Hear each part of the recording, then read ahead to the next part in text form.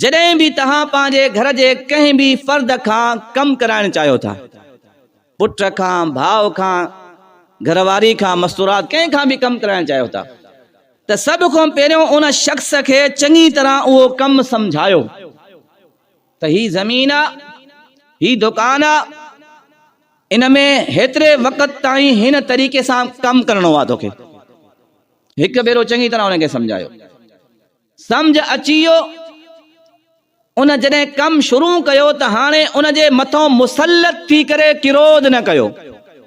इहो फार्मूलो ज़हन में हुजे, छो त इंसान कॾहिं बि कम खां न थकंदो आहे जेतिरो किरोध खां थकंदो आहे। हिकु दफ़ो कमु सम्झायो, हाणे मुसलत थियण जी ज़रूरत न आहे, तंज़ ऐं किरोध जी ज़रूरत न आहे। हा, जॾहिं तव्हां ॾिसो त उहो ग़लति रस्ते ते वञे थो, जीअं मां उनखे सम्झायो आहे उहे नथो करे, ग़लति राह ते निकिरी पियो आहे, त पोइ उनखे तंबीह कयो त ईअं न, हिन अंदाज़ सां कमु कर। पर मथों बि ही मुसलत थियणो ऐं उन सां किरोध करणु, इहा अहिड़ी शइ आहे जेकी इंसान खे कम मां दिलचस्पी ख़तमु कंदी आहे, चाहे उहो मर्द हुजे या घर जी औरत हुजे। औरत खे तव्हां सम्झायो, महिमान था अचनि, उन्हनि जे लाइ फिलानी फिलानी शइ तयारु करणी आहे, तयारु करण जे टाइम उन जे मथां मुसलत थी करे उनखे तंज़ हणणु, भाॼी कीअं चाढ़ी अथई, मानी कीअं पचाई अथई, हे छा तरीक़ो आहे, त इहा शइ ख़तरनाक। हिकु इहो फार्मूलो। ॿियो, जॾहिं उहो शख़्स मुकम्मल कमु करे वञे, तव्हां उन खां ज़मीन जो पंहिंजे घर जे भातियुनि खां कमु करायो आहे, बेजाई कराई आहे या को बि कमु करायो आहे, त हाणे पंहिंजे दिमाग़ में 5 मिंटनि जे लाइ सोचो त जेको मां पंहिंजे घर जे अफ़राद खां कमु वरितो आहे, जेकॾहिं इहो मज़दूरी ते करायां हा त केतिरो ख़र्च अचे हा, केतिरा पैसा लॻनि हा।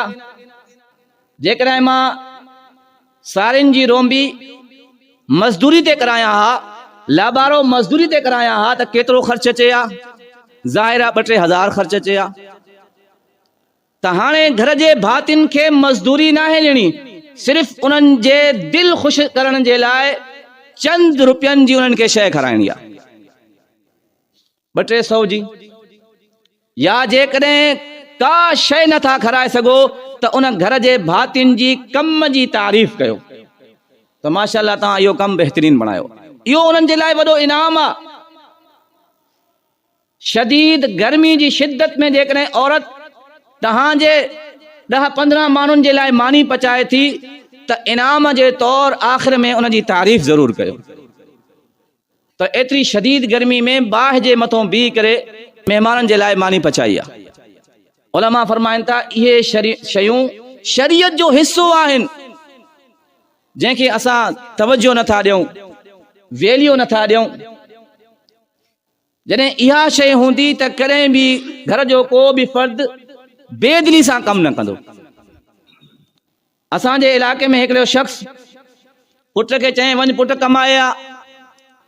पुट वियो कराची कमाइण, 5-6 महीना कमु कयई, 60-70 हज़ार कमाए आयो, काफ़ी साल पहिरियों जी ॻाल्हि आहे। घर आयो त पीउ पुछुसि, पुट घणा कमाए आए? पीउ खे ॾिसें, बाबा 70 हज़ार कमाया आहिनि। पीउ चुस, पैसा ॾे। पीउ खे 60 हज़ार ॾिनई, चई त अबा 10 हज़ार मां पंहिंजे इस्तेमाल में आणींदुसि। त पीउ चुस, छो? मुंहिंजो पुट आहे, मूंखे ॾे समूरा। ठीकु आहे, शरई एतबार सां पीउ जो औलाद जी मिल्कियत में हक़ आहे, कोई शक न आहे इन में, पर कुझु अखलाकियात ऐं आदाब बि त आहिनि न। उन शख़्स समूरा पैसा उन खां वरिता, उनखे रुपयो बि न ॾिनई। उहो ॾींहुं आहे, अॼु जो ॾींहुं आहे, कॾहिं बि उहो छोकिरो, उहो ॿारु, उहो शख़्स घर खां ॿाहिरि कमाइण लाइ न वियो आहे। छो? हुनखे ख़बर आहे जॾहिं 7-8 महीना ॿाहिरि रही महिनत कई, रिज़ल्ट में मूंखे हिकिड़ो रुपयो बि न मिलियो, उहो कमाईंदो आईंदा। त इहे नंढियूं नंढियूं शयूं आहिनि जंहिंसां असांजी औलाद कम में दिलचस्पी न वठंदी आहे, त रिज़ल्ट कोई नथो मिले। छाजे लाइ महिनत कयूं? तो उलमा फरमाइन था ये बस शयूं हमेशा ज़हन में रखो। कम समझाइण खां बाद मथो मुसलत थी किरोध न कयो।